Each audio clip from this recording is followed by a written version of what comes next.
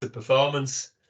But wasn't that a great discussion on health inequalities? I really feel like we've stepped up there. I'm delighted with the work that's being done in a challenging area that stretches way beyond NHS as well. So great stuff, terrific stuff. Sargent team, brilliant, and we all support it, and we'll spend more time talking about that. So great stuff. Okay, so shall we move to our item for information, which is the finance and operational plan at item 11, and then indeed we've got at item 12 a request to delegate decision making to the Academy under Julie's leadership, finance and performance for the capital programme, forthcoming capital programme 23-24.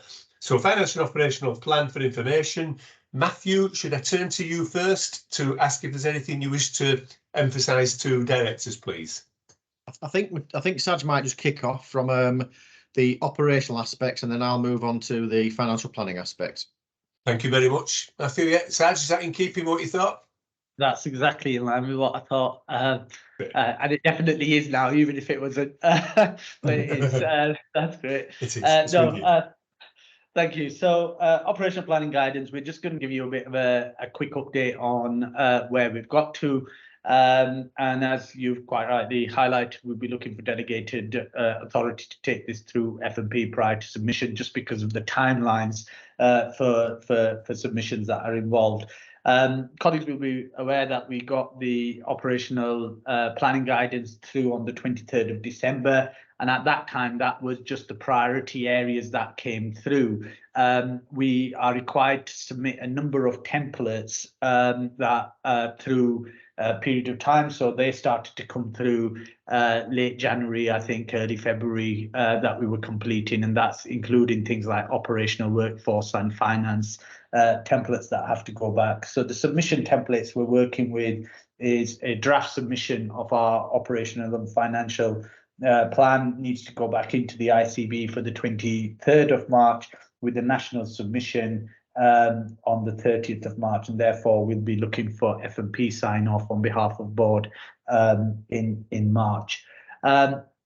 I'll quickly take you through the operational elements of what the plan is asking us to deliver, and then I'll hand over to Matthew to take us through the financial detail.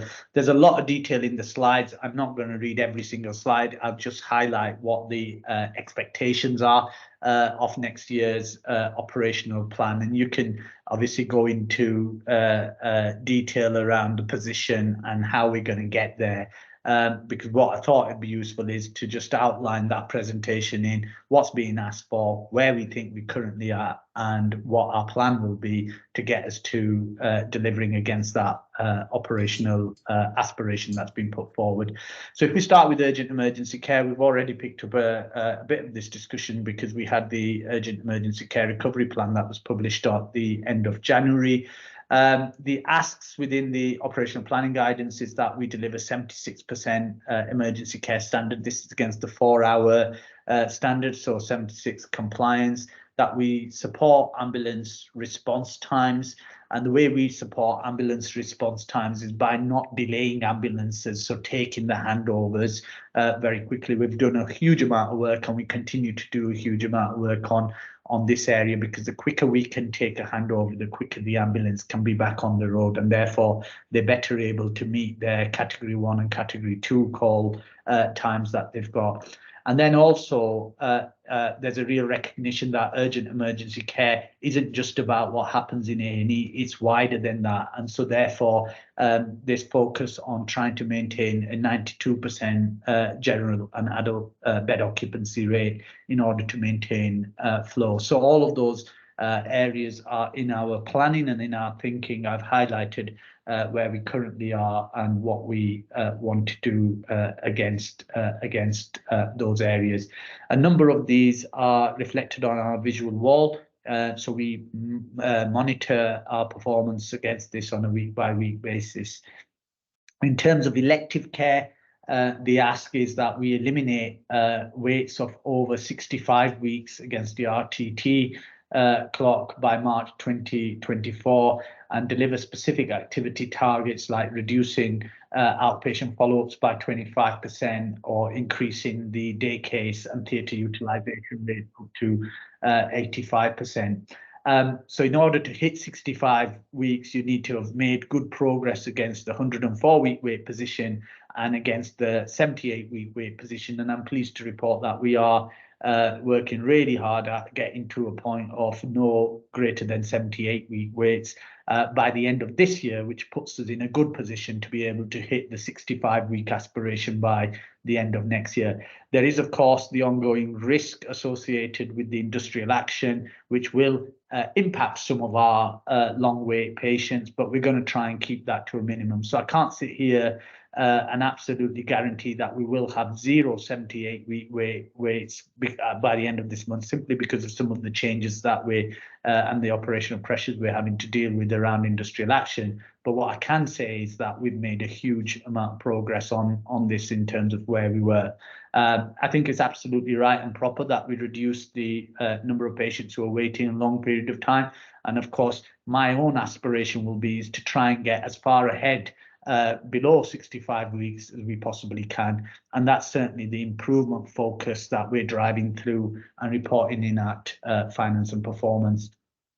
In terms of cancer, again, this is an area that we, from a performance perspective, do really well with, but we need to continue and maintain and progress as well. So reduce the number of patients that are 62-day plus, continue to meet, and I say continue to meet because we already meet on the whole the 75% faster diagnosis standard, a really important standard in terms of helping with earlier diagnosis and treatment for patients, because this is about giving a yes/no answer of cancer or not to a patient within 28 days of their referral. So you can see why for anybody that is absolutely makes sense to have that. So the important thing when you get referred is you need to know whether you've got or not got cancer, and the quicker you can do that, of course, from a patient experience and an outcome perspective, that's great. So we're on with working to continue to maintain our performance against that, because we are on the whole compliant with that standard already.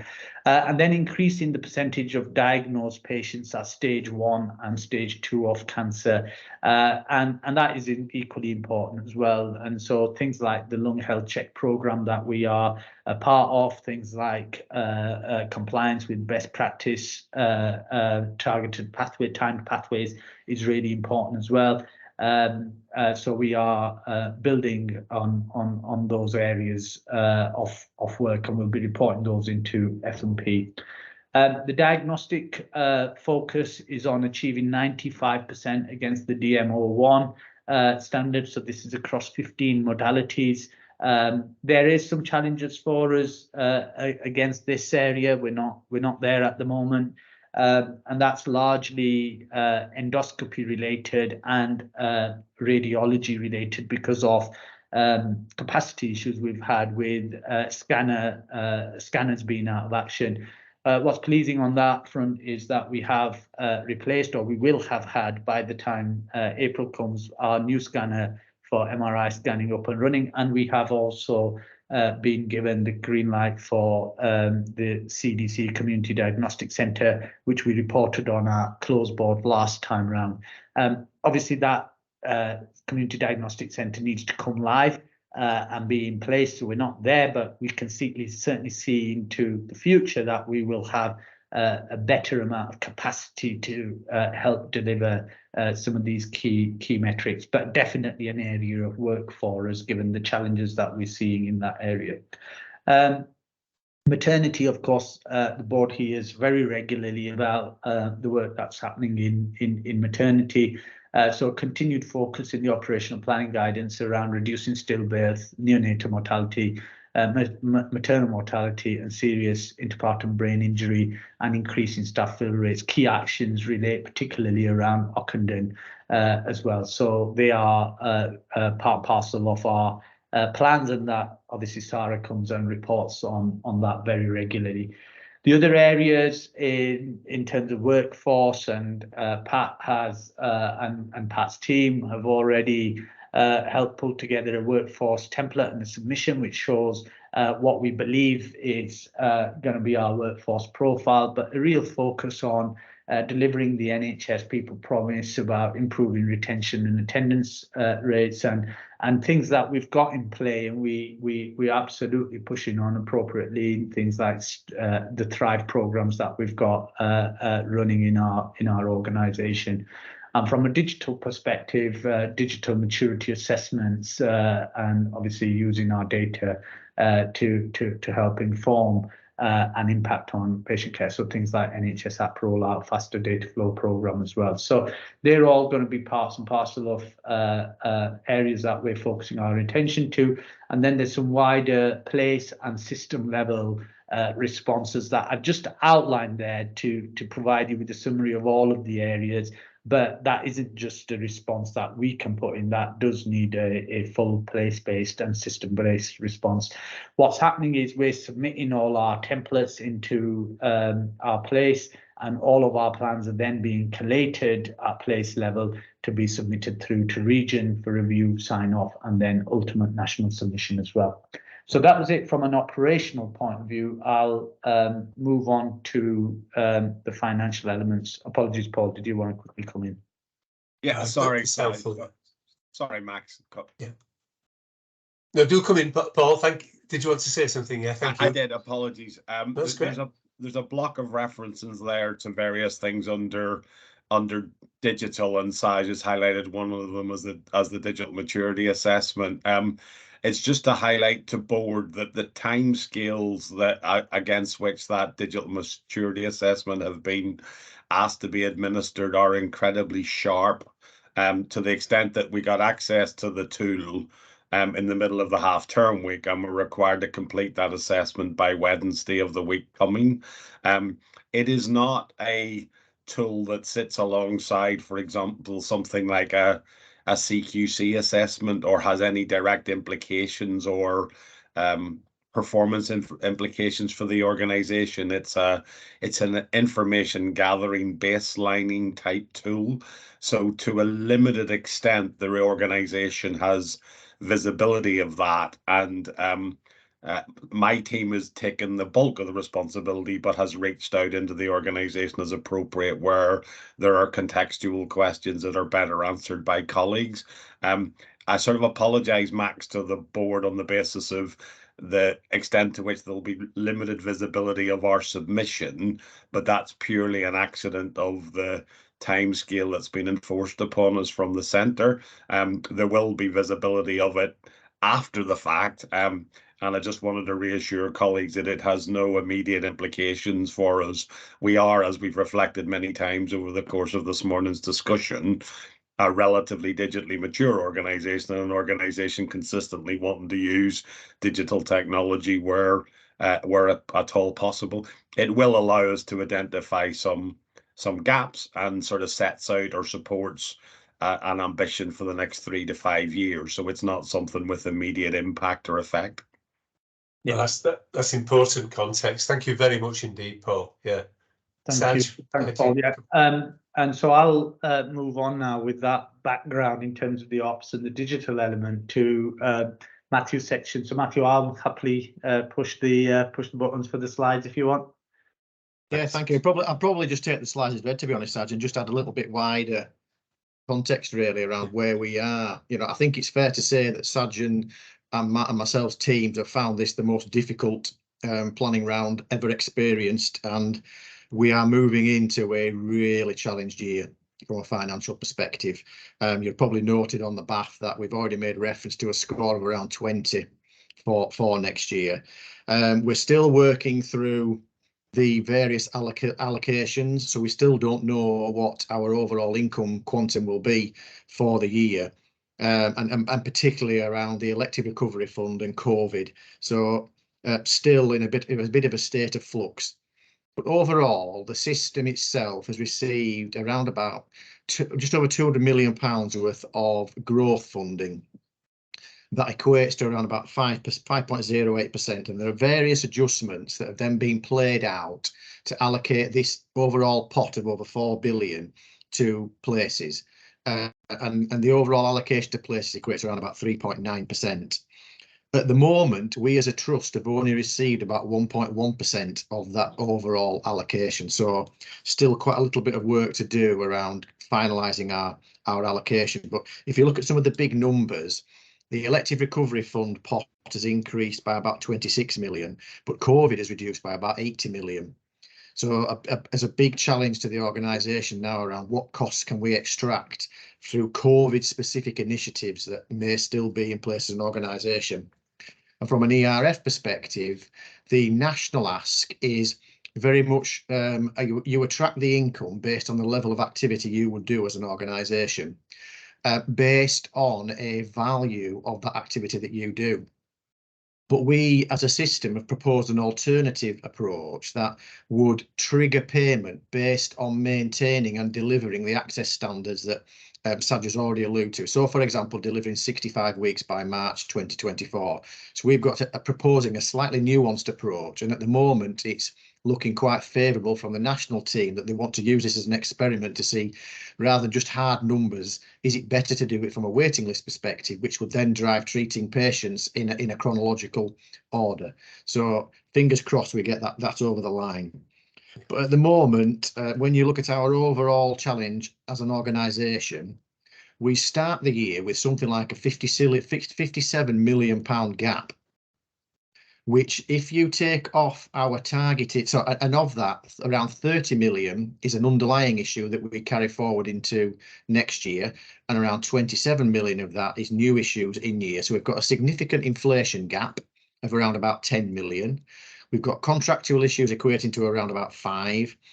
Putting additional capacity in the system to deliver those access standards is around about £5 million, and then around about 7 million associated with full year effects of service developments and other issues.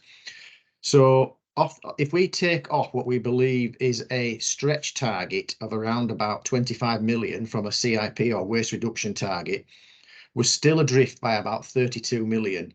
And we're still waiting for the allocations that would address the lion's share of that. But I am still concerned that we will be somewhere in the region of £10 million adrift by the time we get all our allocations through. So between now and submission and hopefully sign off of it at F&P Academy, we've got to be in a position where we can produce a credible plan that we believe is realistic and deliverable as an organisation. And as I sit here today, I think that 10 million, stretching it above the 25 by a further 10 is not doable. But we need to think about what it means to us as an organisation, but then how will allocations play out when we finalise the numbers at a system and place level. So in terms of what next, clearly we'll continue those discussions at local, system and national level to address the allocations. There may be more funding comes down from the national team regarding inflation, but we also need to understand what it means at a place level, because we're not in our own at a place level being adrift from delivering our statutory duty of a break-even plan. Airedale are the same and the Care Trust are the same, as are the ICB. So I believe a paper will be going to the place level executive next week to demonstrate and highlight the scale of this gap, which is probably in the region of 50 to 60 million at the moment. And the risk of, well, what does that therefore mean when you look at the consolidated plan, and what are the implications, and what decisions might need to be taken at a place level? And we will be asked, well, what does this mean in terms of delivering the performance standards that Saj has already alluded to, and what other steps can you take to address that gap? So not only are we doing the work internally, we've got to consider our position at the place level as well. But internally, continue to make sure the organisation is sighted on what the challenge means to us. It's very different to the last few years. We have all but exhausted the non-recurrent corporate support that we can offer to the organisation. So the focus needs to be on the productivity of our organisation. One of the slides included in the pack that we took F&P through was just understanding our relative productivity compared to 2019-20. And how has our activity base changed, and what would that mean, and how has our cost base changed? So in totality, the level of activity that we're now delivering equates to around about a £30 million difference to what we were doing in 19-20. but our cost base has gone up by around about 70 million in that timeline as well. So we've got to focus a lot of attention on what we consider to be non-core expenditure. Where could we tackle expenditure that wouldn't impact on our substantive whole-time equivalent funded body of employees? You know, we do know within that 30 million pound shift in non-core activity, that around about 15 million of it relates to the insourcing and outsourcing arrangements that we've got in place now to maintain our capacity. So how do we repatriate that? And to support that process, we shared some information at the F&P Academy that goes down at a specialty level, some really granular information to demonstrate how activity has changed, how workforce has changed, and how the cost base has changed, to try and triangulate those three core elements there to say, right, if we present that to CSUs, how do you interpret that, and where would it signpost there is an opportunity? So we are using Women's as our pilot to then subsequently roll this out to the rest of the organisation. And to complement that further, we need to restart the Clinical Services Improvement Group, which will then further triangulate model hospital data, get it right first time, patient level costing, and other benchmarking to supplement these specialty packs that we're offering to the organisation. We do need to reevaluate the service decisions that we've taken throughout the pandemic, some of which were associated with just reconfiguring services and some directly in response to the pandemic. So do we need to maintain those, and what decisions would we need to take to ratify to continue to implement and you know, run with those service changes? And some other areas are what service developments have been approved over the last few years that we might need to go back and reevaluate and revisit if actually we haven't fully implemented as we sit here today. So what else do we actually need to completely go 100%, or could we compromise in some areas? From a governance perspective, there are opportunities, I think, around strengthening some of the business's decision processes that we have in the organisation. Particularly around some of the prerequisites we would put in place when looking at proposed service developments. We've done a lot of work around the planning committee that we've embedded into the organisation, but I think there are other steps we can take. And we do need to think about how we track, manage and performance manage delivery throughout the year and how it aligns to our existing arrangements. We're looking at what others are doing on the patch, and some are taking some quite draconian steps in terms of trying to get back to their balanced position. And I've been in this post now 12 years and as a deputy for about 5 years before that, and I've got my playbook that I've kept for nearly 20 years now around opportunities that we have implemented or reconsidered. So I'm playing that back out. I'm going to take that back to ETM in a couple of weeks' time. So really challenged position, but we need to do the work at the place level to understand the allocative methodology, but to work as a place to see what we can do to help each other. And then whenever we've got that final allocation, what does it mean to us as an organisation, and what would a plausible plan look like to us that we could sign off that we believe is deliverable. So whatever we do, you know, I try and reiterate this point, we would have to go through the quality impact assessment process if we're taking some fairly big decisions and steps to understand what it meant for services.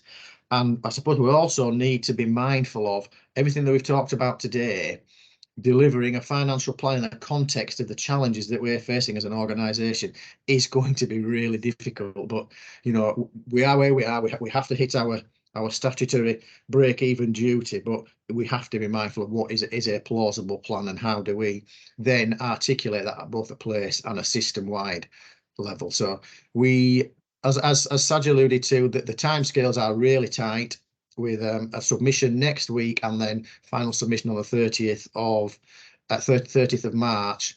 We would hope to bring something to the Finance and Performance Academy. But I think there may be a few steps just to keep board updated on where we are prior to that, to force sign off at that deadline in terms of making sure we can submit something by the 30th of March. Thank you very much, Matthew, and thank you to Saj. Really, really useful briefing and detail we need to know. Thank you. Matthew, thank you for focusing as well on the next step slide, which I hoped you would, and you have done. So thank you for that.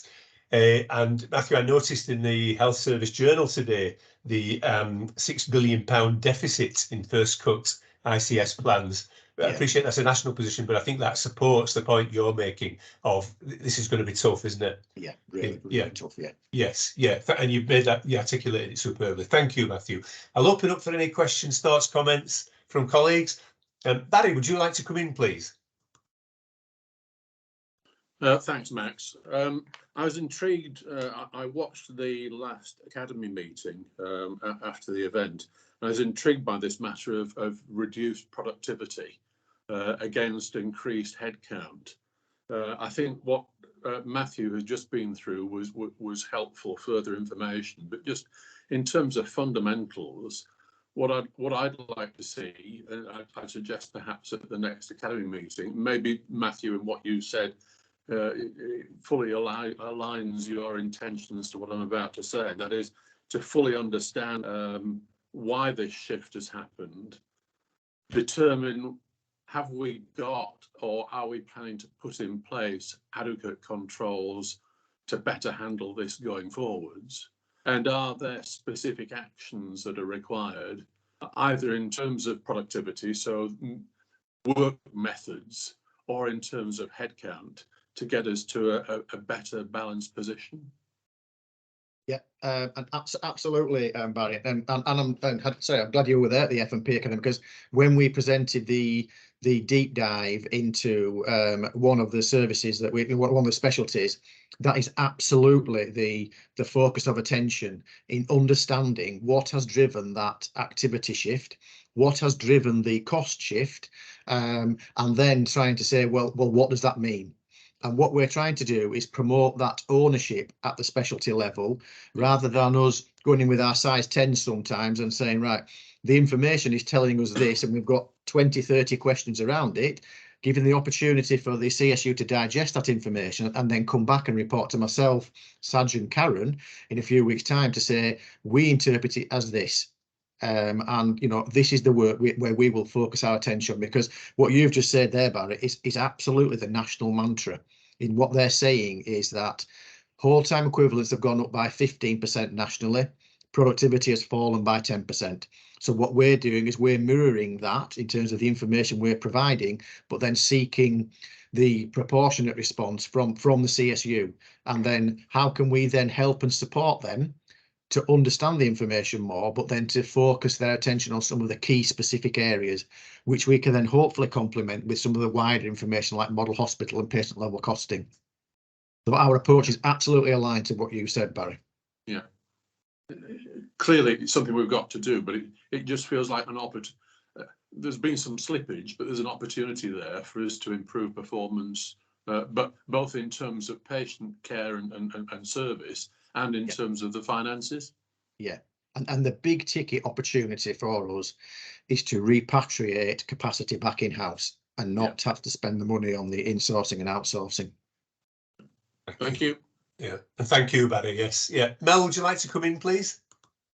Yes, please, because I want to make an important point, I think. We're talking about productivity relative to a quantitative measure.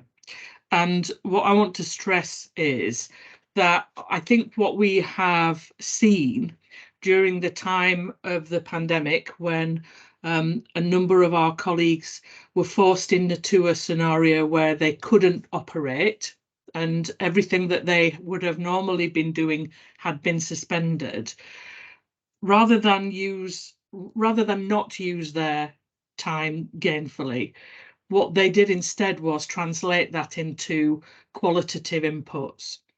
So when we do the deep dive, I think, and we have seen evidence of this, rather than a quantitative output, we are seeing a qualitative output. So are we seeing more consultants engaged in research? Yes. Audit? Yes. Investigation on SIs? Yes. The outstanding programs? Yes. Is there more teaching and supervision of juniors? Yes. Are we more deliberative in our planning of acute and trauma sessions? That mean that experientially patients benefit because they are done in a timely and organised fashion, whereas previously they may have waited longer for those trauma procedures Absolutely, yes.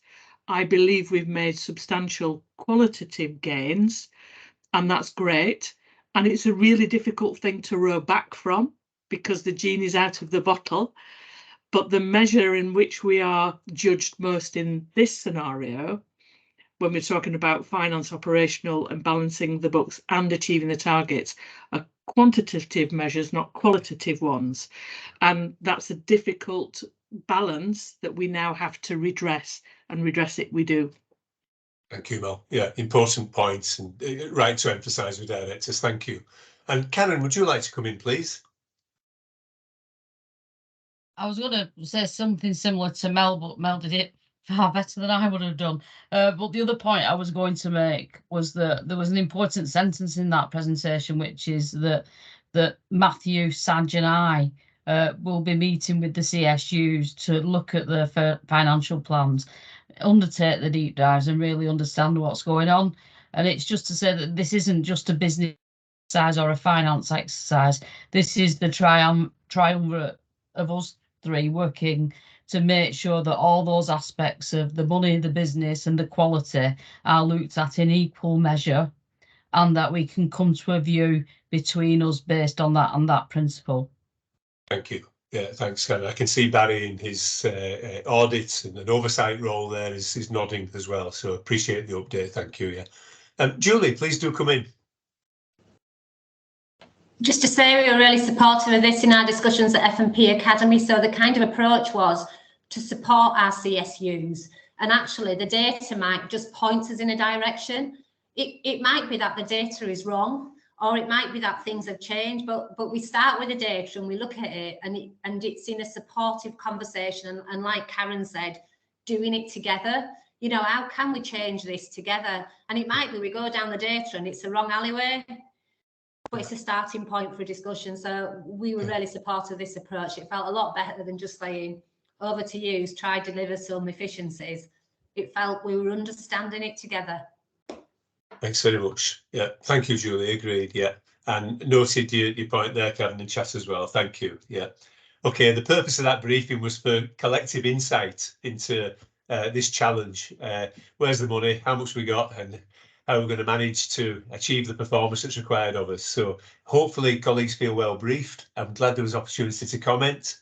And shall I move at that point? It doesn't mean there's scope, of course, if there's any further questions, but shall I move at that point to paper 12, which introduces the proposed 3-year capital programme and seeks approval for this programme as indicative for future years. The recommendation being asked of us is that we delegate the approval of the 23-24 capital programme to the Finance and Performance Academy.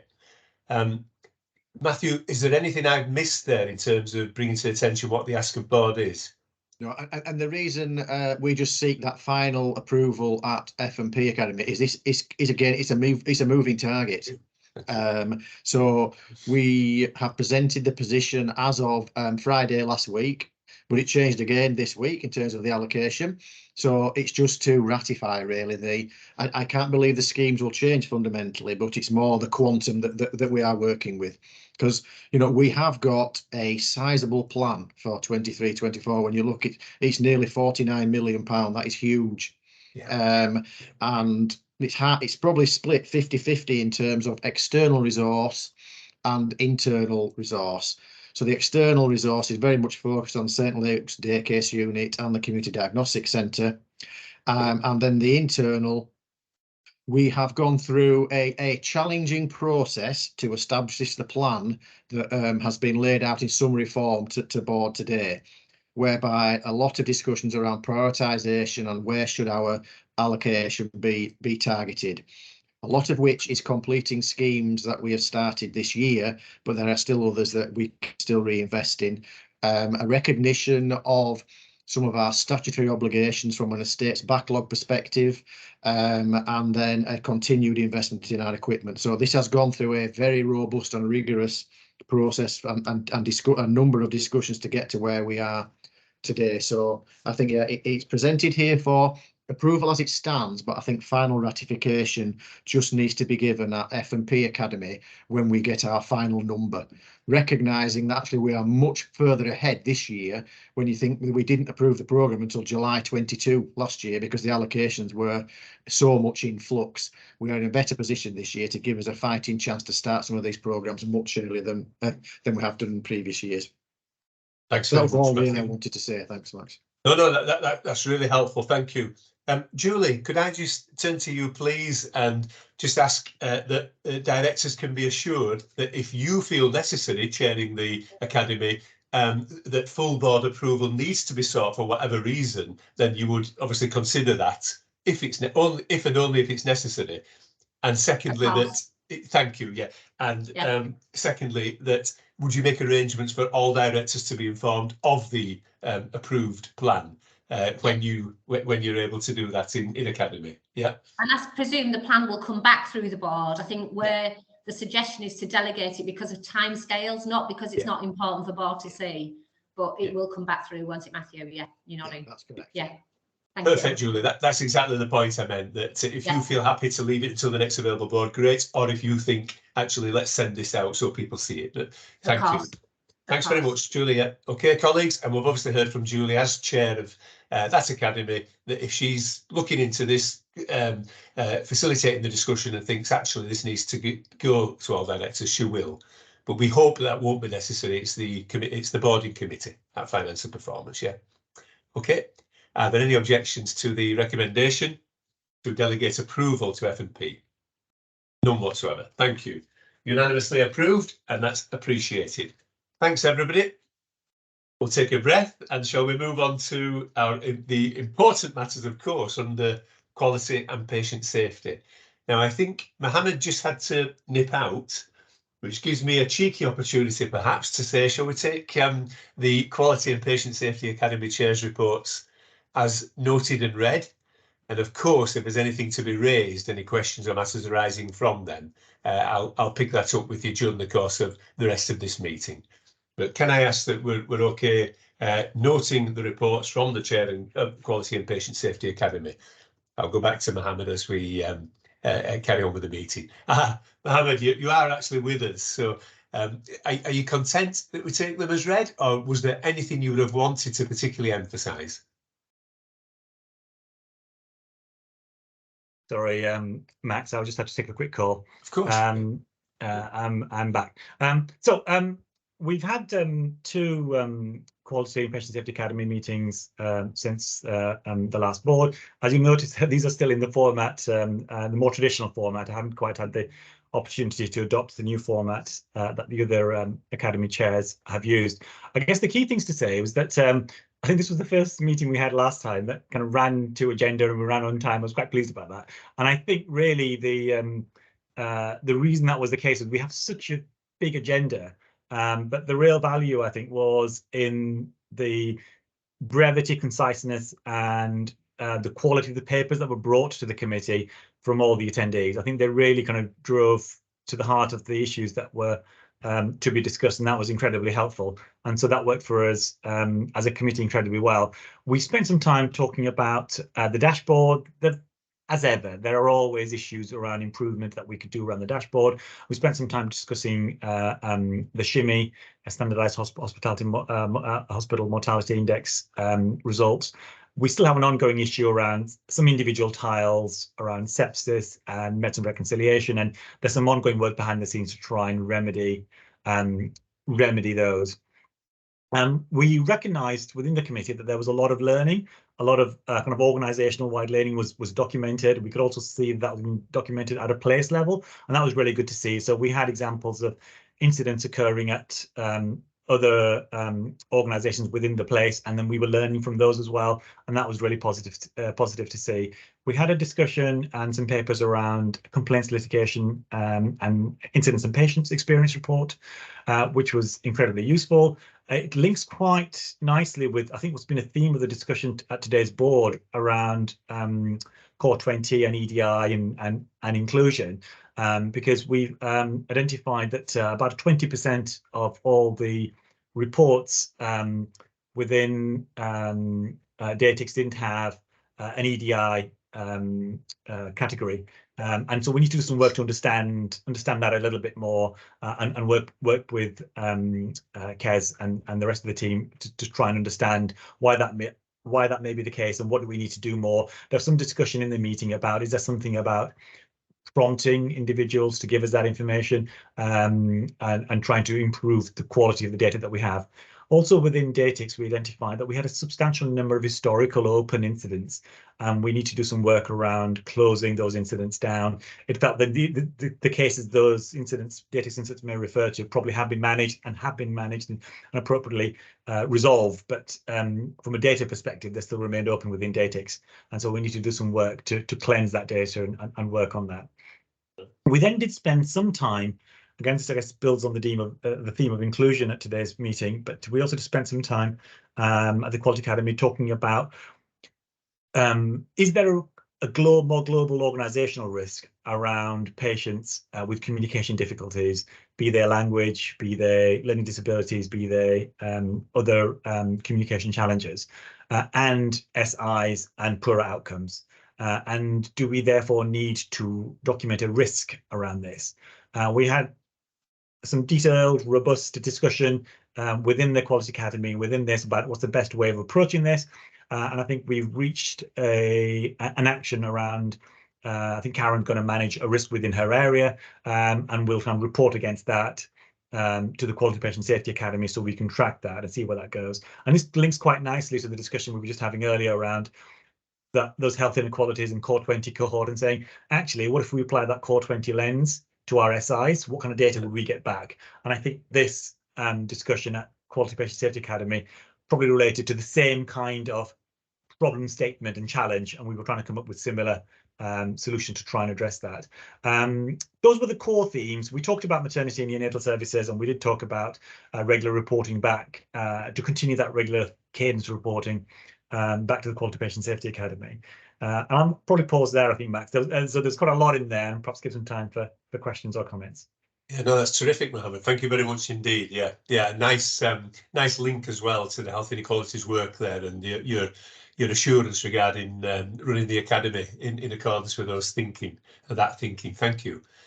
If there's no questions of Mohammed, they might arise during the quality issues, so we can pick up. That's absolutely great, but really helpful contextual brief summary. Thank you, Mohammed, and thank you for the reports. It's absolutely fine. Okay, shall we move to items 14 and 15 then, and think about maternity? We are helped, of course, by having our new colleague, who I wanted to get it right, the clinical director for women's, Nada Sabir. So Nada, thank you so much for joining us, and I'm sorry if you've been delayed in when you expected to join us. Can you hear me okay? And a warm welcome to the board of directors to you. Thank you very much, everyone. Thank you for having me. I joined about half an hour earlier, and I found it very informative. I think it was a good introduction to the job, and I hope that we can work together. I've got all the support for now, and thank you for having me. Thank you. Thank you. No, thank you, Nada, for coming, and that's very nice comments. The content today has been terrific. There's some really important discussions we're having, so thank you very much. I'm very pleased to have you with us. So we've two matters to consider. They're both for our assurance as directors: the CQC maternity report and the maternity and neonatal services update. Of course, we're helped by prior circulation of the papers, which colleagues will have all read.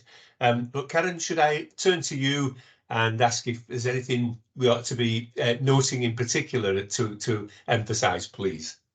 Thanks, Chair. So first of all, the maternity CQC report, you will notice by the fact that it is verbal, that it's not arrived with us yet. It's not arrived in a draft version either.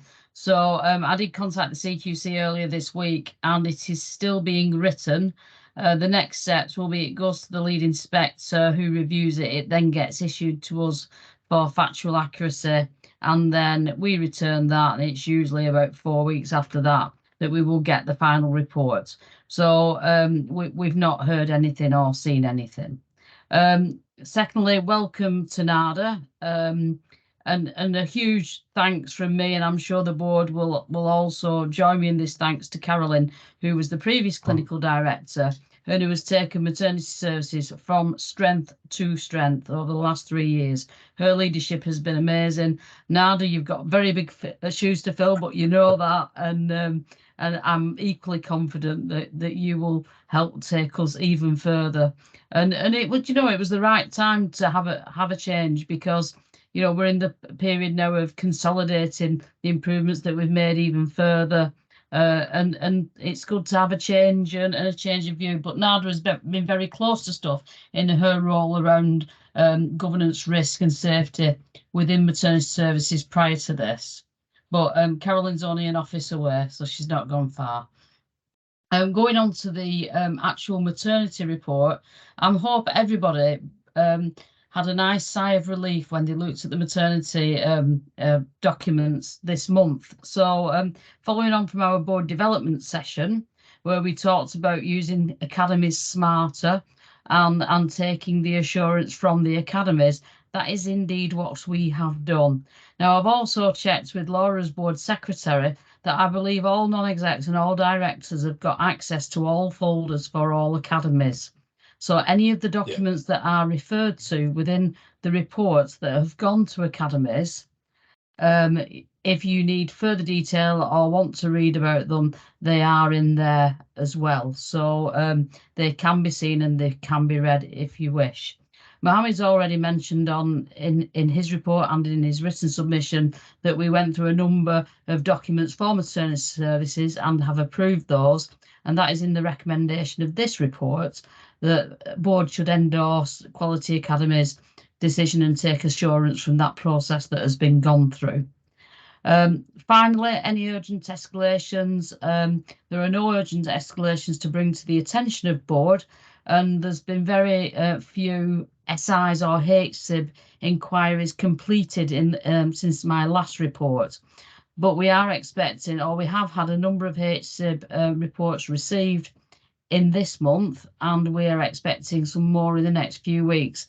So Sarah, Nada and I have proposed that at the next board meeting, if approved, we continue with this format of reporting, which I think cuts the, you know, allows us to see the wood from the trees, but also that we have a deep dive presentation into risk, harms, HSIBs and SIs, which would really help us to triangulate things and see where the risks are, and of course the improvements made. So I will stop there, invite any specific questions, but also invite Nada to say a few words if she wishes to do so. Thanks very much indeed, Kevin. Well, shall I do that now and just ask whether, Nada, was there anything you would have wanted to emphasise to directors, please? And then we'll open up for any discussion or comment. If there's nothing, that's fine. We've read the papers, of course, but if there's anything you want to raise. I'm just going to reiterate what Karen was asking for, is the opportunity for us to share areas of concern, achievements, and to continue this process of reporting to board. Firstly, to assure you of our position, and secondly, also to seek your opinion on the progress we're making. So I'll be grateful if this exercise can continue. Excellent. No, of course, thank you. And we all recognise the significant scrutiny that maternity services are under nationally, of course. And so thank you for filling those shoes, as Karen said. And we are with you. We want to get this right. It matters. And there's been some terrific work done over the last 3 years in particular. So thank you. I'll open up for any questions or thoughts. Just a reminder, colleagues, that the paper asks us to note the Academy Insight. There's 5 recommendations. Secondly, the Attain and TCU Q3 reports, to note those. That we review the quarterly maternity training compliance report is number 3. At number 4, of course, and Karen touched on this, there is additional information at closed board in relation to stillbirths and neonatal deaths over a period of time, and rightly so, because of course there is no desire on our part to potentially identify any individuals at an open board meeting, and so we will of course be discussing that there. And 5th of 5 is the note that there are no completed HSIB or internal serious incident reports for the attention of Trust Board. So excuse me for just reminding us what the context of the recommendations are, but that's what we're here to do. Opening up for thoughts. John, would you like to come in, please? Yes, thanks, Max. Can you hear me okay? Yes, you're coming through clearly, John. Great. Welcome to our new colleague and good luck with filling those very big shoes. Personal welcome from me. Just a couple of points from me, Max. I thought the papers were excellent in terms of getting to the point and clear and concise. So well done with that, and keep that up, because it really is helpful when we're going through the volume of papers we've got now. And I just wanted to relate back to the verbal item on the CQC report, Max, and just say, as the champion, I felt very well included, briefed, and fully valued during that process. I hope that does become reflected in the final report, but I don't think I've had a chance to say that to my colleagues who supported me there, so thank you very much. Cheers. John, that's a hugely important thing to formally note, and I'm very pleased to hear that. Nadia, I'm sure you know that John is the non-executive director maternity champion who seeks assurance and wants to work well with the team, so pleased to hear you're well cited on papers, John. Yeah, in progress. Nadia, yeah, you can see you heard that. Yeah, thank you. Thank you, John. And are there any other comments? Are we content to approve and note the recommendations as requested, please? The 5 things, yeah. We've all got that, and we feel well cited, I think, don't we? Nadia, thank you so much for joining us in person. I do realise you may have to drop off the call whenever it suits you. That's absolutely fine. But of course, you're welcome at any time to be part of observing the board meeting. So, yeah. Thank you very much. Thank you. Yeah, thank you. And you have our support, Nadia. Yeah. Okay. Thanks, everybody. And Karen, thank you for assisting there in terms of a kind of brief contextual emphasis on what matters. Karen, I'll turn to you for the last matter on quality within the agenda, excuse me, which is the vaccination programme. And as usual, that's a verbal opportunity for you to bring to our attention anything in relation to that. With you, Karen. Thanks, Chair. So it's very much getting into the step of business as usual. Myself working closely with colleagues across place. The Spring Booster campaign will be over 75s, care home residents, people that are housebound, and people with vulnerabilities, and the plans in place to do that. We won't, as an individual trust, we will not be delivering that.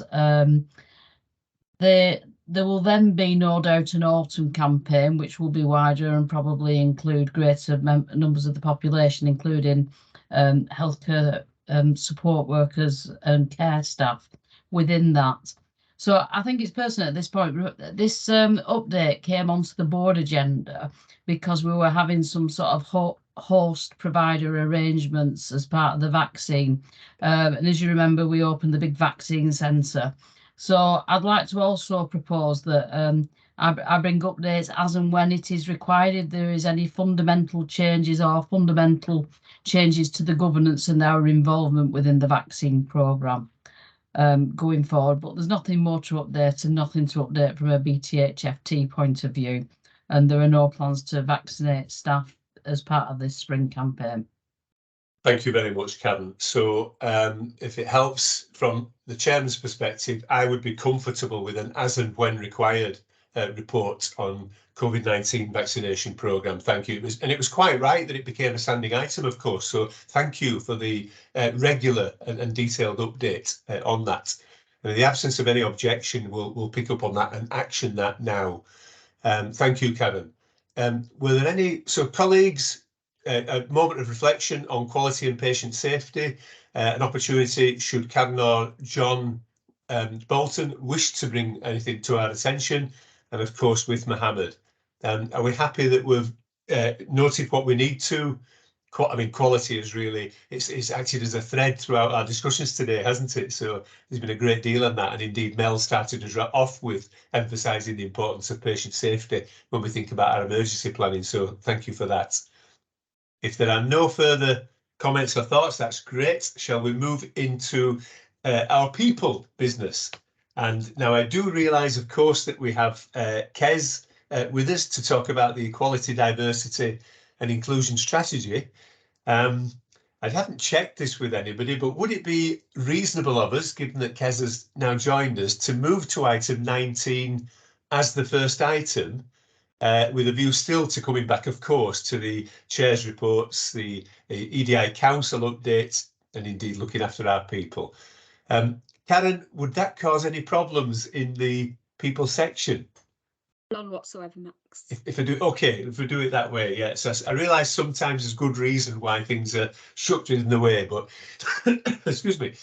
But given that we've got Kez as a guest with us, let's get straight into item 19. So I'll give people a moment chance to pick up on the correct papers. And shall I turn in the first place to Pat, who I think is going to introduce this item. But Kez, can you hear me okay? And can I wish you a warm welcome this afternoon? Yes, I can hear you fine, Chair. Thank you. Great. Nice to have you with us, Kez. And it's not like me to not keep people waiting. So I've considered you special today. I haven't got you straight in on time. Thank you for joining us. Pat, was there a word of introduction you wanted to say here before perhaps passing to Kez? Sorry, I've just managed to get back. Oh, right. Sorry. Yes. Yeah. Sorry, I've moved straight to item 19, Pat. So. Yeah, oh, fine. Okay. Yeah, like just really quickly. So if you remember, Kez attended board in November to sort of do the annual equality update for us all. And at that briefing, we referenced the development of the EDI strategy and sort of shared with the board our proposed 5 strategic objectives as part that we were planning to be part of that strategy. So since then, there's been quite a lot of consultation through the staff networks, obviously through the EDC, through community engagement and the People Academy. So obviously the purpose of bringing the strategy today is hopefully for your approval, but Kez will just run through the key consultation and the key themes. Thank you. Over to you, Kez. Yeah, no, thank you. That's super. And Kez, just to contextualise it for you, colleagues have had these slides for a week now, so they've all read through them. So we're happy to be steered by you as to what the ask of the board is, please. Yeah. Yeah. No, that's great. Thank you, Pat, and thank you, Max, as well. So obviously, as Pat has mentioned, in November, I gave a brief overview of our refreshed strategic objectives for the next 3 years in terms of our responsibilities, our focus around equality, diversity and inclusion. So this has been a significant piece of work, colleagues, over the last few months. And what I intend to do is to give you an overview in terms of, you know, why do we as Bradford Teaching Hospitals need and benefit from an equality, diversity and inclusion strategy. So next slide, please, Katie. What I want to start doing, colleagues, is just to giving you a very brief overview of the landscape. So when we talk about equality, diversity and inclusion, and I apologise for some of the abbreviations on there, but I'm sure most colleagues will be aware. So this is our equality landscape, really. As an organisation, as a public sector organisation, we have a responsibility in advancing equality, diversity and inclusion. And some of them abbreviations in them circles. So obviously we've got RES, we've got the Workforce Disability Equality Standard. The NHS plan puts significant focus on inclusion and belonging. We've got the Equality Act, which is a significant UK piece of equalities legislation, which focuses on enabling public sector organisations in advancing equality, diversity and inclusion. And then there's a whole range of local, regional and national priorities around equality, diversity and inclusion. The 10 ambitions from the West Yorkshire Partnership.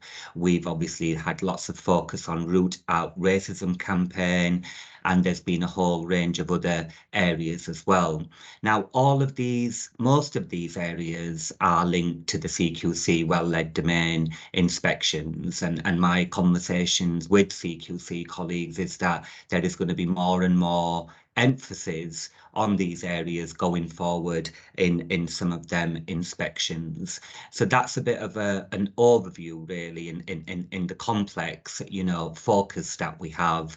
Obviously with things like RES and DES and the gender pay gap, we are required to publish our performance on our website, and also to share that with the external communities and stakeholders as well. So, next slide, please, Katie. I just thought it was important to mention that and to give an overview so that colleagues are aware of some of them wider contractual and legal responsibilities. So why do we need a strategy? So I think having a strategy will really help us to keep focused on meeting our legal and contractual obligations in terms of equality, diversity and inclusion.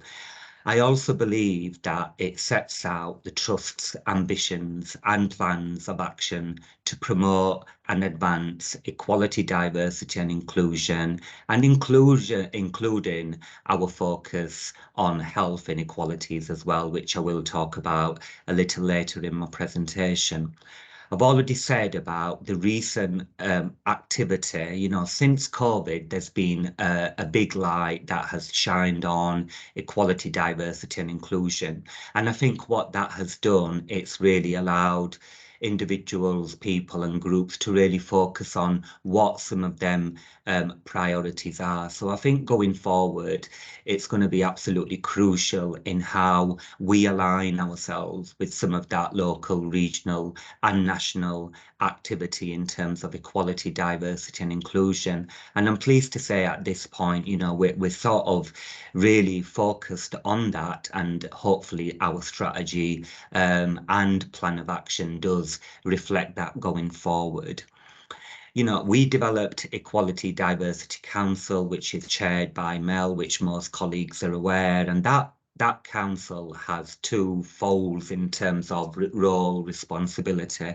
So EDI, we know, is slightly different from health, population health inequalities. And I think what EDC is really doing is really allowing us to capture some of our focus around that, but also some of the priorities in terms of our approach as an anchor organisation in tackling health inequalities. And I'm pleased to say that there's a whole chapter within the strategy around our approach, our focus, and what some of them key areas are of focus as well.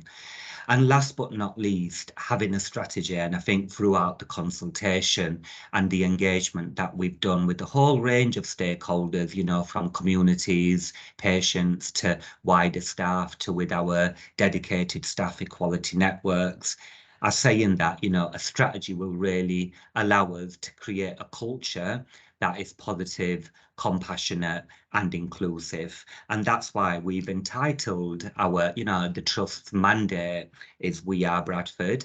We value diversity and champion inclusion. And that provides us with a real creative kind of a mandate in terms of what our position is around equality, diversity and inclusion. Next slide, please, Katie.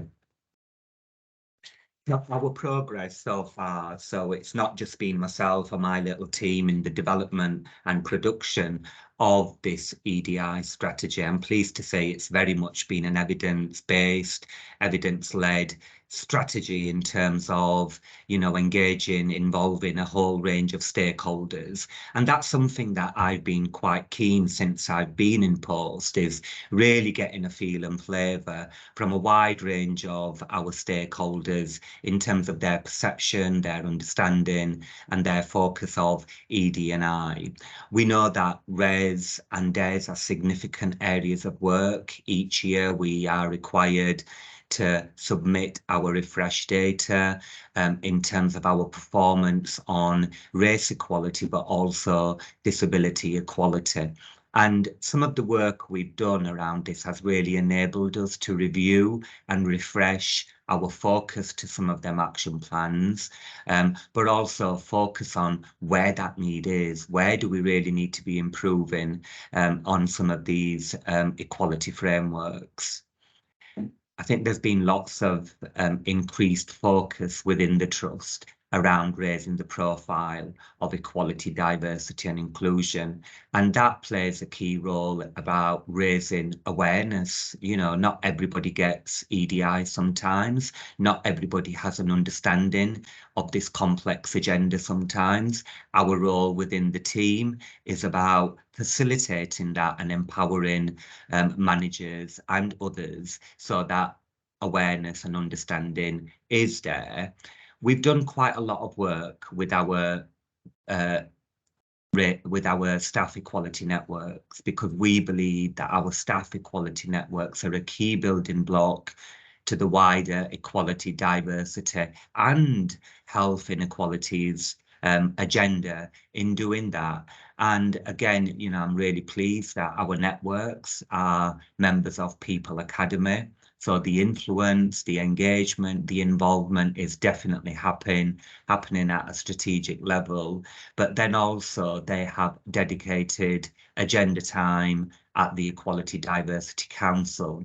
And what we are seeing over the last months is that they are really focusing on being proactive, thriving networks. And we're seeing that through some of the updates that we get in at Equality Diversity Council as well. I've already talked a little bit about some of that local, regional and national alignment, and some of that I think is really important in terms of the people plan, the people promise, where our alignment has to be there. And obviously the 10 big ambitions, our approach to things like Act as One, root out racism, etc. And last but not least, EDC, which I've just briefly talked about, and the links that it's providing to the Reducing Inequalities Alliance, which is chaired by Sohail Abbas. Next slide, please, Katie. So okay, can I just interrupt and say, I will of course let you finish in what you want to tell us before I bring any questions in. So John, I realise you wish to say something, but let's allow Kez to do his bit first. Yeah, thank you. Thank you, Chair. So just some guiding principles which are obviously underpinning the strategy. And the first one there is about attracting, selecting and retaining a diverse range of talented people working at the Trust, who we value and the contribution made by them. And that's our wider focus around having a reflective and diverse workforce. We know it's important that our diverse workforce at all levels is representative of the communities and the patients that we serve. This is about embracing diversity. You know, diversity is here to stay. This is about embracing diversity of all of our staff, patients, service users and visitors, everyone associated with the Trust, to create a harmonious environment where people are comfortable to be themselves and achieve that sense of belonging and realise their full potential. And last but not least, it's about challenging inequality in all of its form and promote civility, respect and understanding within the Trust and the wider community. So they are just some guiding principles. And the next slide really focuses on our refreshed equality objectives, which will be underpinned by our EDI strategy. And at the last meeting, I sort of went into detail in terms of them 5 refreshed equality objectives. So we recognise that education, raising awareness, empowering managers, supporting colleagues in managing and working on EDI is really important going forward. Effective community and staff engagement and involvement. We've already seen the benefits of that and how them elements of, you know, practice is really helping individuals influence EDI within Bradford Teaching Hospitals. Population health inequalities, I've already said, significant area within the strategy, and that we've got specific objectives which will really allow us to focus on some of the actions that we've been already identified in what we're going to be doing. Promoting inclusive behaviours. We are a diverse organisation.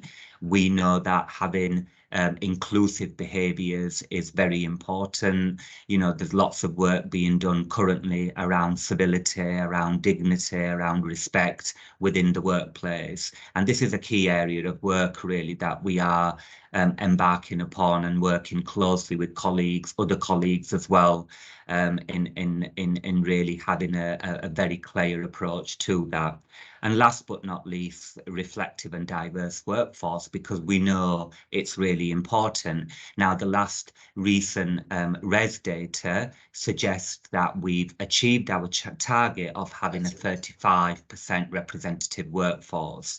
However, we also know that we have some inequality in some of our senior leadership roles where we want to look at that in terms of ensuring that we have a reflective workforce at all levels.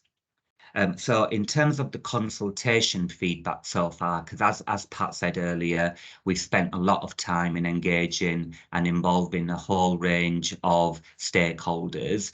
So some of that feedback was around, let's have a dedicated health inequalities section, which we've now got. We've got a section in there on our progress and achievement so far. And actually, it was at that point when we started doing this chapter when we realised actually some of the work we've embarked on in the last few years and the impact that that is having within the organisation. We've had positive feedback from community organisations actually around the cultural competency element that we've identified, and that's more about, you know, the care that patients receive, whether they are an outpatient or an inpatient from a cultural, religious perspective. We are going to be developing the strategy in a whole range of different accessible formats. We've had some feedback about what we can do there, and we're currently getting on with that. And a year-on-year action plan really in terms of, you know, where we're at, what we've identified for each year, and then reporting some of that progress back in relation to the 5 strategic objectives. So in terms of what next, I'll be very quick. I am conscious of the time. We are going to be developing a 1-year implementation plan.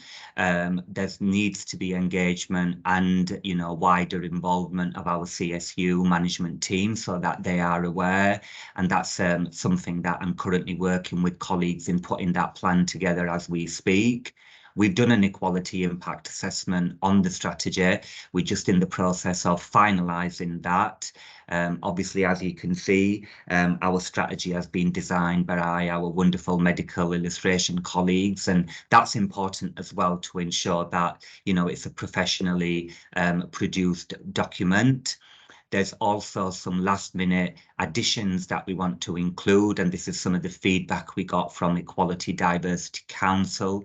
We know that the Chief Nurses team have done some amazing work around learning difficulties. Only I was in a meeting a couple of days ago and colleagues were sharing some of that fantastic work. So we felt that it's important that needs to be captured in as well. And then I'm also really keen to do a formal launch on the concourse in April time, where we've got our senior colleagues there as well, and we can really focus on launching this strategy going forward, because we know that it's really keen for everyone to be aware and know their role, responsibilities around the strategy. And this next slide is just basically to give you an idea of some of the discussion points that we've had in some of our engagement involvement meetings. We've kept it brief, but them 3 questions has really enabled us to, you know, get some meaningful data and meaningful feedback, which I hope that has been captured within the current draft of the action plan.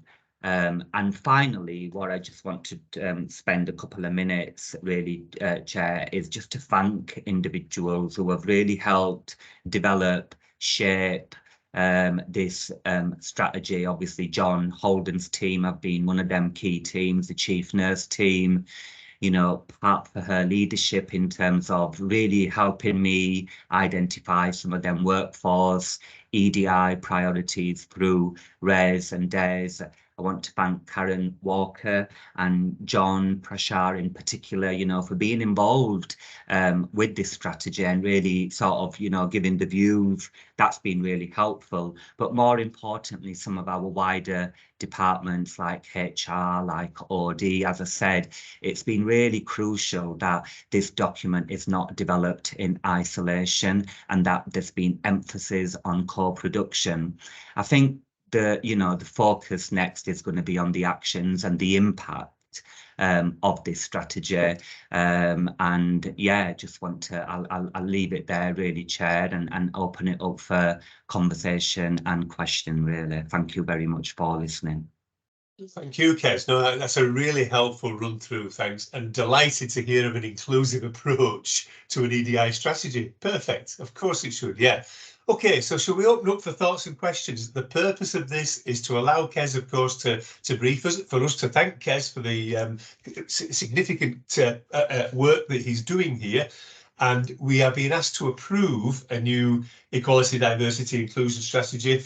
And that's the one I've got printed off, Kes, with the 5 objectives that are underpinning everything we do there. So open up for thoughts and questions and comments, and we'll be seeking approval to launch this strategy. John, would you like to come in first, please? Thank you very much, Max. Thanks, Kes. Great presentation. I think I've got 2 or 3 comments and then a couple of questions. So I'll do my comments first so you can ease into the questions, I think, really. Without sounding like the Waltons, Kes, thanks for your thanks. My second comment is, I think the strategy is brilliant. I just wanted to double check that we'd done that piece of work, cross-referencing it with regional and national activity, which I think Mel raised at the Equality Council. I just wanted to be sure our latest draft had that in it, please. And I also, in terms of a comment, I'm looking forward to the separate session on EDI more generally that I know we've agreed at the People Academy. And just to assure you, I had a discussion earlier this week with Pat, and as I'm chairing the next People Academy, I was having the discussion. That's why Karen wasn't. I'm keen that it is data light and much more about blue sky thinking. So that's just to assure you, we're going to try to make it not too onerous on you in terms of time. So then my comments, then my specific question, because I've already asked the one about the strategy and including the wider activities and cross-referencing. My second question is about the staff equality networks. And I think you and others have done some, your team actually, not just you, have done some brilliant work on really improving the capacity and the influence of those groups. And it shouldn't be ignored that through the Equality Council, they have direct access to senior management through Mel's chairing. And I think that for me is fundamental in terms of acknowledging the influence of those groups. So well done for that, those that made that happen. My specific question is, Kes, those groups still have relatively low attendance given the numbers in the trust, which is fine. You know, we wouldn't want everybody anyway.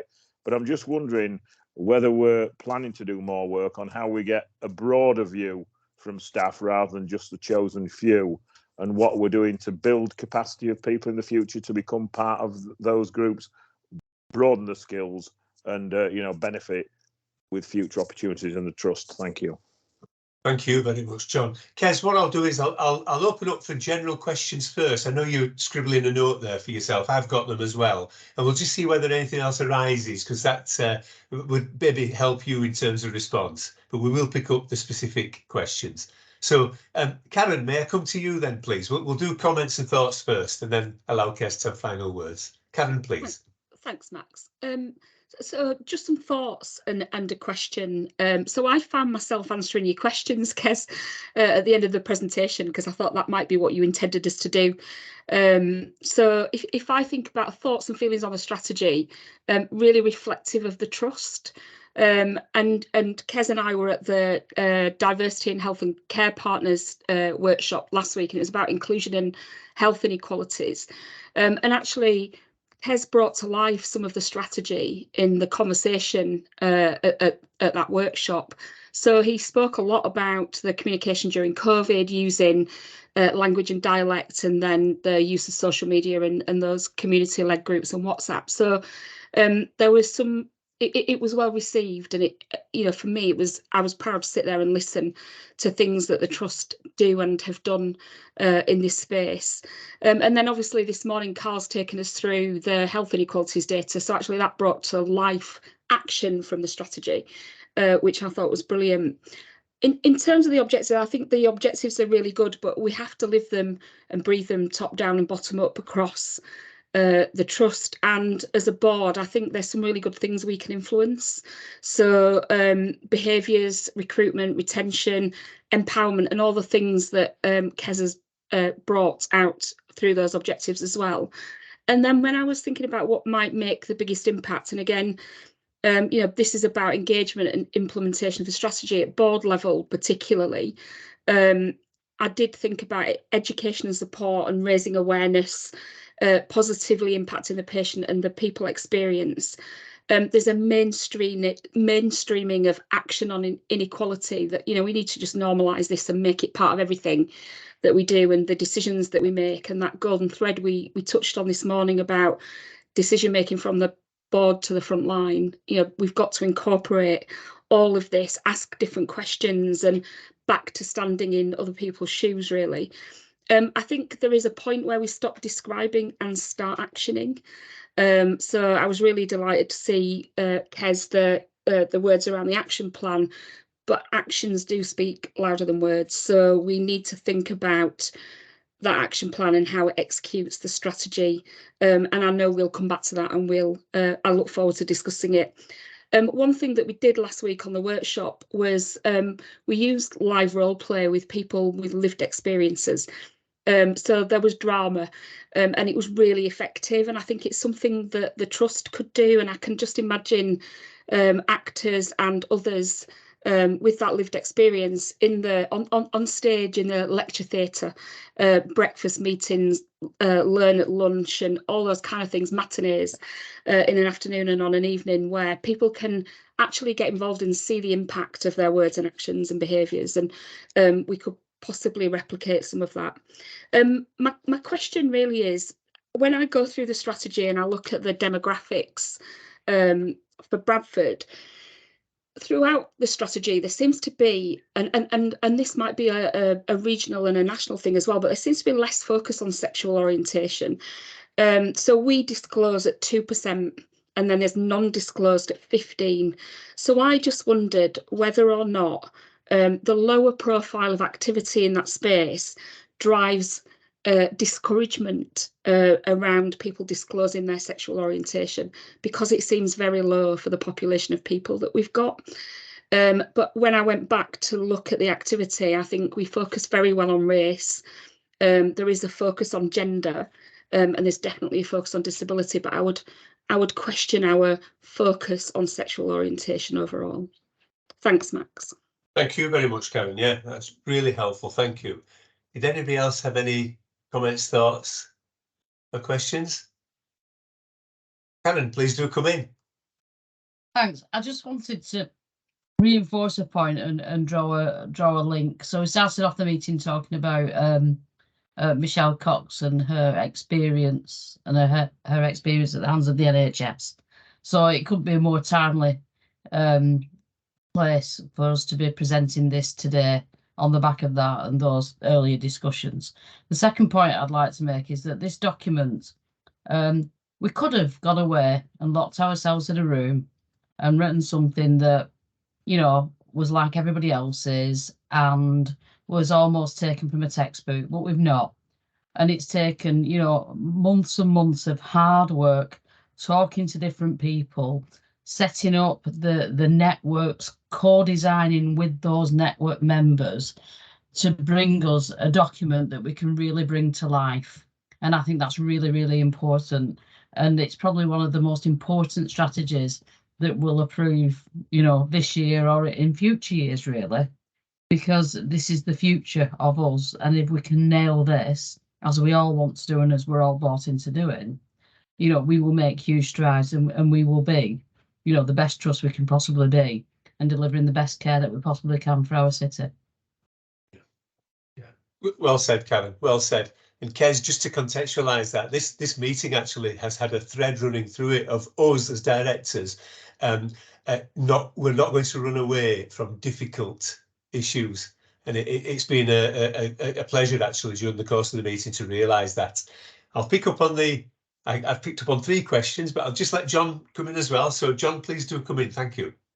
Yeah, it wasn't a question, Max. Just a comment to say, with Kez's indulgence, we're continuing to work on the inequality section where we've got some quite crunchy examples we want to put in of work that's underway at the moment, because that's been a really helpful piece of feedback, that there's lots going on at the moment and we possibly don't do it full justice. So in the next iteration of this document, just before it goes to the printers, Kez honest, we've got more vignettes, more crunchy examples of things that are currently happening, which, to take Karen's point, actions speak louder than words, I think bring it to life.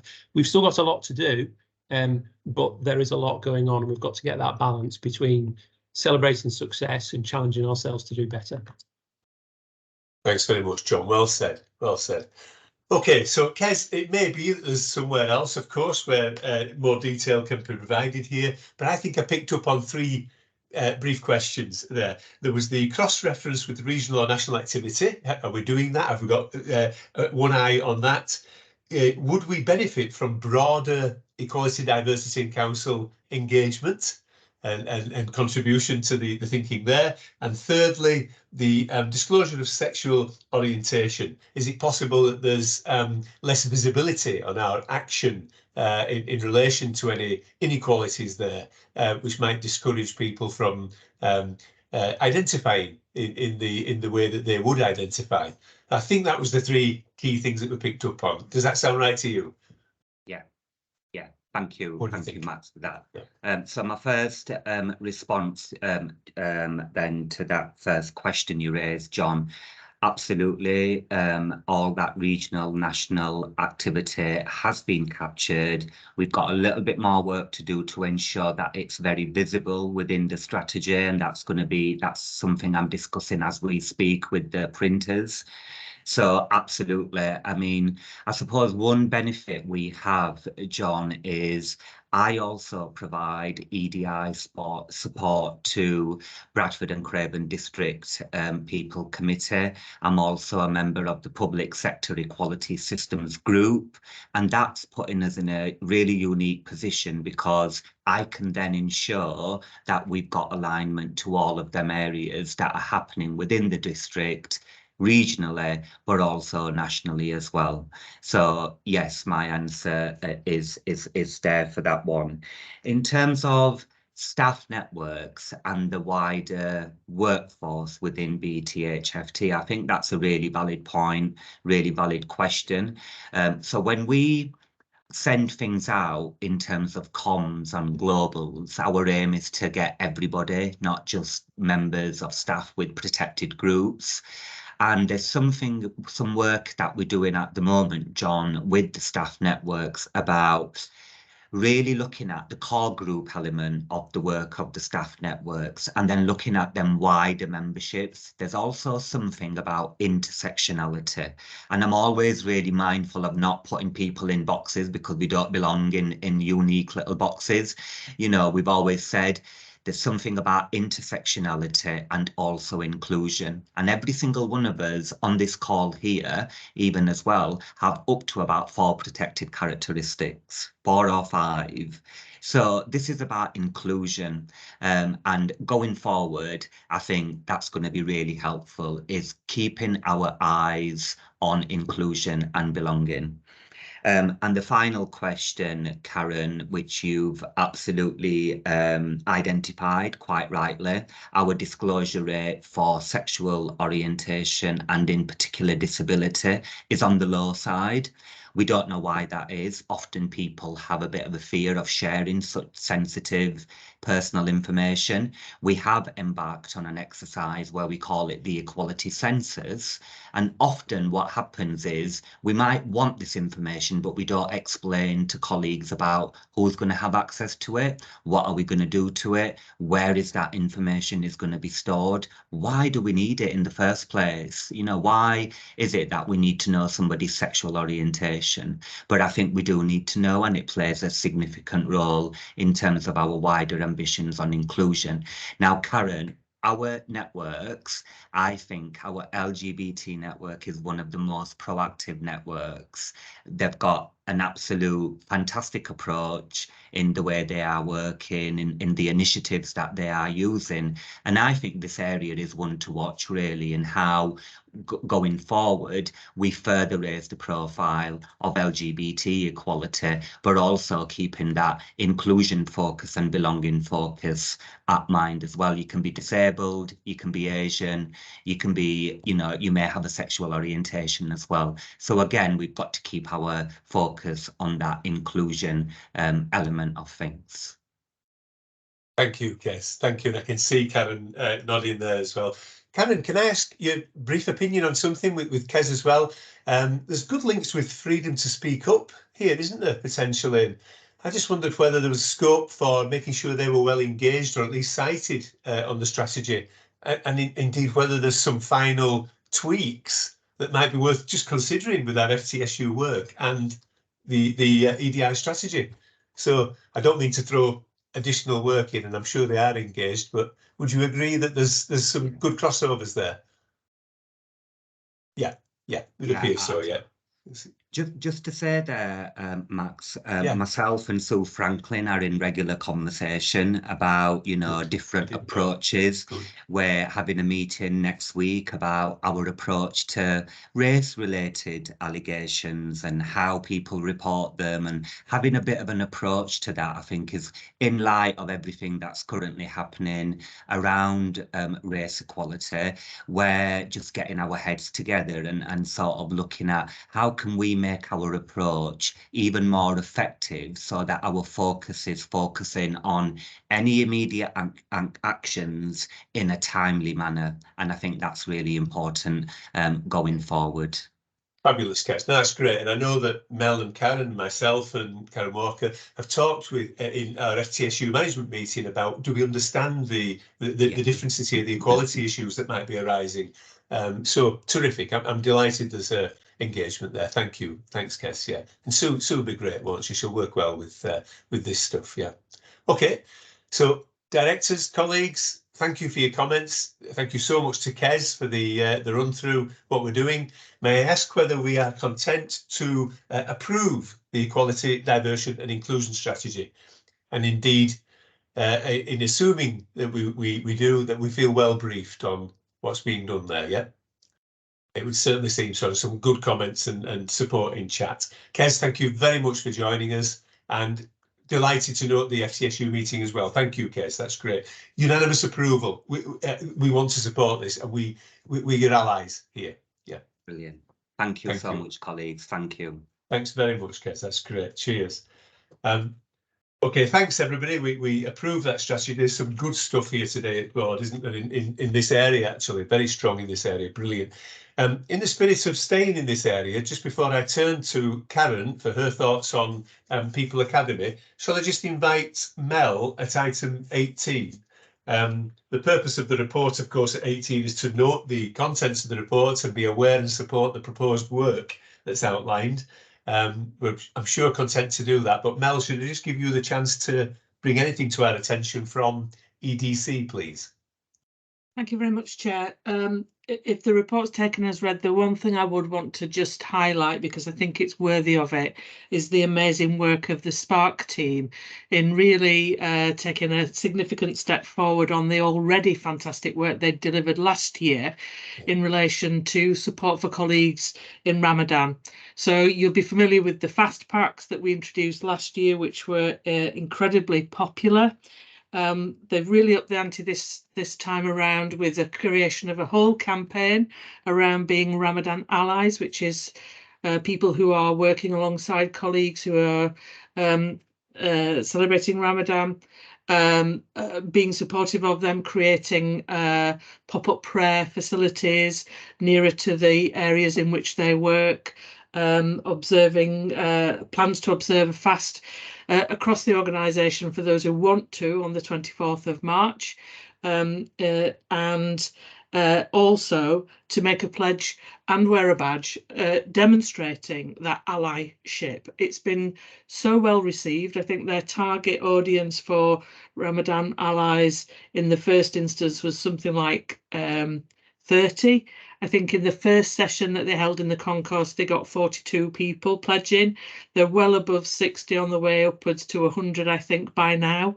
And it's really taken off locally, regionally and nationally. We've had visits from people coming to see exactly how we are taking this forward, and it's been recognised as fantastic, supportive and culturally sensitive practice. Yeah, well said, Mel. Well said. Completely agree. If we just take 30 seconds for a moment on that, that's a chaplaincy team that embraced humanism to the extent that they even changed the name, didn't they, to spiritual, pastoral, etc., and then have undertaken a massively innovative project that's faith-based on Ramadan. That's superb, isn't it? So I think we can take some pride in the work of our Spark team. And Mel, you're quite right to emphasise that point. That's great news, great news. A good reflection on this, so good stuff. Thank you very much, Mel. Are we content to note, were there any questions that arose from Mel's EDC report? Anything arising that needs discussing? No? Okay. And in that case, shall I, rather later than normal, I realise, Karen, but shall I turn to you as Chair of the People Academy and invite you to, we're fine for time, to bring to our attention what you need to, what you wish us to note. Thanks, Max. There's probably three key areas that I'll touch on. And as Julie mentioned, I also used the new format, which was really useful. So you'll see two different reports, one a summary around alert, advise, assure, and then just the key points pulled out of the minutes that link to our strategic commitments. So I think it's a really great way of displaying what's important to us all. I think the first point I'd pick up on links back to the junior doctors industrial action and the feedback that we've had previously, and certainly a question from governors about the burnout of junior doctors. And we gave the governors assurance about how the trust captures and addresses that feedback previously. We at February's Academy spent an awful lot of time reviewing the National Education and Training Survey. And we did that alongside the Guardian of Safe Working Hours as well. So the quarterly report was out. A really worthwhile exercise. There is a consistent theme of high workloads being reported by student and junior doctors. I think some context around Bradford being the busiest hospital in the north of England, and also either something like the 6th or 7th busiest in England. So, you know, we are a busy trust as well. And whilst workloads were called out, and it is something the trust is taking seriously and monitoring and addressing, the results of that NET survey, particularly around emergency medicine, obs and gynae and paediatrics, are really good. Strong induction, supervision, teaching and learning were all highlighted, and all areas reported being busy, but actually they also reported a solid culture of learning and education leadership, and that's been created across the trust, which is a really good result actually against that backdrop of the trust being a very busy hospital. And actually as we look at Wyatt, the trust is #1 across Wyatt for those scores. And the scores across all dimensions are in the top quartile, as well as the improvement in scores from obs and gynae, which is where some of that feedback came from that raised the alert with governors. And we did a deep dive on that as well. So it was great to see that the actions that the trust put in place to mitigate some of that feedback has had really good results overall. We also looked at all the risks as we normally would, and the one that comes up time and time again, as it should, is around the level of vacancies and the potential then that has on safe staffing, the people experience and the patient experience overall. So we looked at the vacancies. and at the point of the academy at the end of February, there were 270 nurse vacancies and 104 healthcare support worker vacancies. And we've agreed to meet as a subgroup, so myself, Fahim, Sean Willis and Sugra, because actually there's tons of best practice out there that we can draw on, and Sugra and I have got some of that practice that we've implemented before. So we're just going to have a sharing session to try and help unblock some of the issues that the Trust has in recruitment. And we also highlighted estates turnover.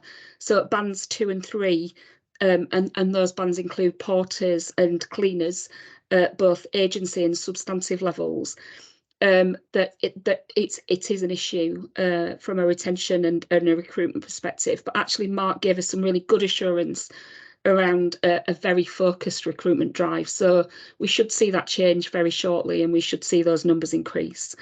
And obviously we spoke about industrial action and actually the changing landscape, because at the point the agenda was done was very different to the point where the academy was held, and there was a change in latest strike action which got paused because of talks. So very dynamic risk, but as ever it got discussed.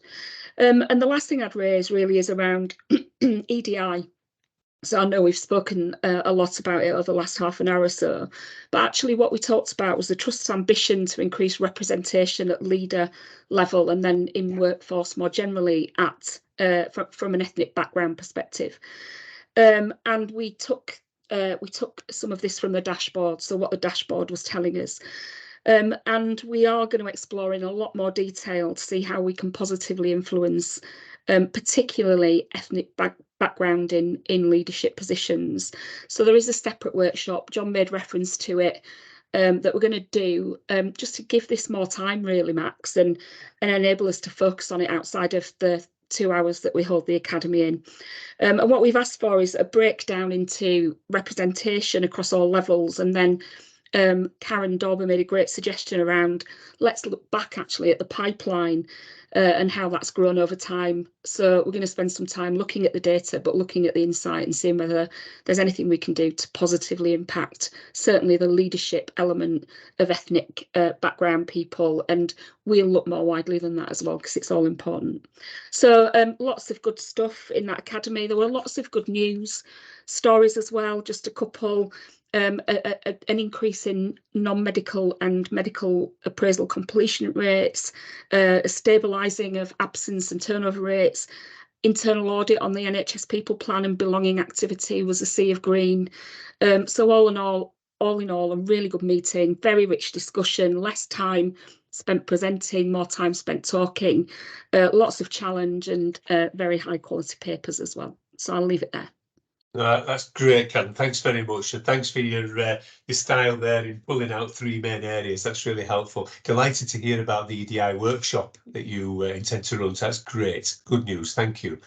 Has anything arisen within People Academy that anybody would like to raise, please, with Karen or anybody else?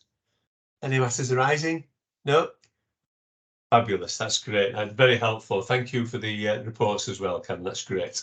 And our final item, of course, on People, at item 20, is the standing item we still have on looking after our people.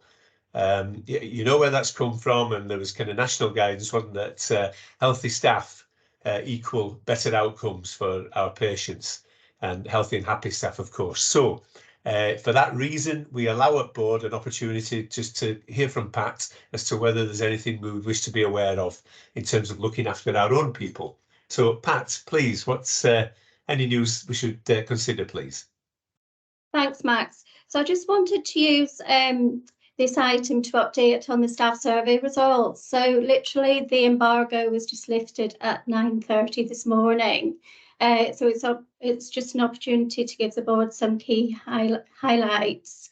So nationally, the results are not great, particularly around morale, satisfaction with pay, health and well-being. I think overall for us, it is a good news story.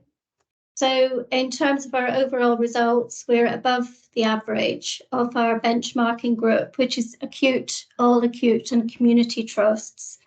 on 8 out of the 9 people promise themes. And on one theme we score average.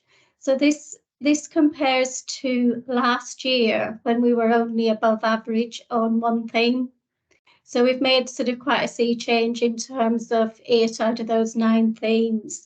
And even in the area that we score average, which is the sort of health and wellbeing theme, our scores have improved from last year. So really pleased about that. We've seen sort of significant improvements in most of the areas we identified as our priorities for last year. So, and particularly our responses related to line management and team working. So we've started to see a sea change there. The other areas where we've seen sort of improvements are on recognition and reward and civility and respect. And again, those are areas where we've had sort of key work plans in the last year. In respect of sort of staff engagement, there's been a very small decrease in I would recommend my organisation as a place to work. So, and that's by 0.2%. But then interestingly, in terms of the questions, I look forward to going to work, and I'm able to show initiative in my role. Those areas have increased by 5% and 4% respectively. So it's quite interesting in terms of sort of looking at particular questions. In terms of health and wellbeing, although we've remained as average in that overall theme, in terms of the particular question around, do you think the Trust is taking positive action on our health and wellbeing? Again, we've seen an increase, and that's in the answer to that question by about 4%. So I think overall, I think despite it being a particularly difficult year, we can see real improvements. So I think the work we've been doing on improving the staff experience, I think being a people promise exemplar site and the fact that we had dedicated resource there, our whole sort of Thrive ethos and offer is making a difference. And obviously I am pleased to know that certainly in terms of the people promise work, that People Promise Post is being funded for another year. Yes. There are, like obviously as you'd expect, there are sort of key differences between some CSUs and corporate departments, and obviously we will be looking at that in detail, and individual CSUs will get their own results. High level results will be sort of shared. We've got a comms plan, and high level results will be shared out this afternoon, and then we will be doing obviously a detailed presentation to March People Academy. Yeah. And then obviously you'll get a more detailed report and the high level action plan at May board. And sort of starting to think about emerging priorities for this year will be, again, continued focus on health and wellbeing, a focus on sort of speaking out, and also that whole area of sort of voice and obviously increasing response rate. Yeah. So those were just sort of the high level results. But I think overall they're really quite pleasing in terms of looking at them against last year's performance and against the national context. That's great, Pat. Thanks very much indeed. That's encouraging, isn't it? And in fact, can I summarise that as we've more than held our own? That's basically where we are, isn't it? We've more than held our own and against the national difficult picture. So that's really good news. And Pat, may I just quickly mention the point, the interesting point Mohammed raised earlier about our understanding of our own staff, our own people in relation to the Core 20 cohort that, of course, we have in our area. So may I ask whether, is that something you might just have a chat with Fahim about, so whether we could maybe develop some analysis there? I thought that was a great suggestion. Yeah, certainly. Yeah. Thank you. I know you'll have picked up on it, but just wanted to the staff survey reminded me of the opportunity perhaps to understand even more the background of our people. Thank you. Mel, please. Sorry, Mel, I'll bring you in first, please, and then John. So Mel, please. Just on that comment about holding our own. I mean, there's been some data shared through the HSJ just this morning, actually, since the embargo has been lifted. And it's only kind of, you know, they can't do every indicator. But what you can see is a marked up pattern of deterioration across most organisations in the following the first year of the pandemic. And in the subsequent year, which is the year we're talking about, that has been the case in the majority of instances. So that deterioration is continuing. So we're really bucking the trend. I think, you know, I had a quick look at some of the North East and Yorkshire trusts, and there's only 6 really that haven't deteriorated. And of the 6 that haven't deteriorated, there's probably only 2 or 3 that have actually improved. And we're one of them. So that's really positive. Yeah, no, thank you, Mel. That's extremely useful context. Thanks, Mel. Yeah. And John, can I bring you in, please? Thanks, Max. 2 points for me. One was I was going to reinforce Mel's point that given the current environment and the current challenges, I think it's brilliant where we are, and I think we should make sure we celebrate those successes. And I suppose we've got to get the balance right, because we're not without challenges as well, so we don't want to appear sanctimonious either. But I'll leave that with those that are more skilled at it than me to deal with that. It was really helpful, Pat, to have such a hot off the press presentation. I don't expect the answer now, but I'd also be keen to know further down the line whether there are any particular areas where we have worryingly low participation, and whether we'll be doing anything around that in terms of the action plan, as well as the actual findings from those that did respond. Thanks. Thanks very much, John. Pat, I'll let you answer that question, but I would certainly endorse the point about if we can get some comms done, we should. Except there's a balance there, it's still things still to be done, but there's something to be pleased about there, and we should share that. Yeah, but Pat, please. Yeah. Yeah, like we do have sort of comms ready to go out. In terms of John's point, I think that'll be in our detailed analysis, John. I haven't had a chance to look at that in any detail, but that'll be pulled through for our report to People Academy at the end of March. Does that help, John? That's absolutely fine, Max. I didn't expect an answer today. Thanks. No, that's helpful. Yeah, that's great. I wanted Pat to have the chance if she wished to. So thank you very much for that, Pat. Yeah. Okay. So colleagues, are we content with what we've heard within our people issues? And I think there's some great stuff there, great information, and there seems to be some agreement about, you know, come on, we've as Mel said, we've more than held our own, and it's nice to know we're doing quite well regionally. Okay, great stuff. Well, look, shall we just take 5 minutes then for the chance of a leg stretch? And I know it's past now. I know we intended to finish this by 14:40, but I'm sure we can come back and be quite succinct with the things we've got there. And of course, we have some time set aside to go into closed board. So it'll be a matter for me to pull things together there. So shall we just say a full 5 minutes now, 14:35, just to let people stretch their legs and boil the kettle if they need to, yeah? Okay. So we'll restart.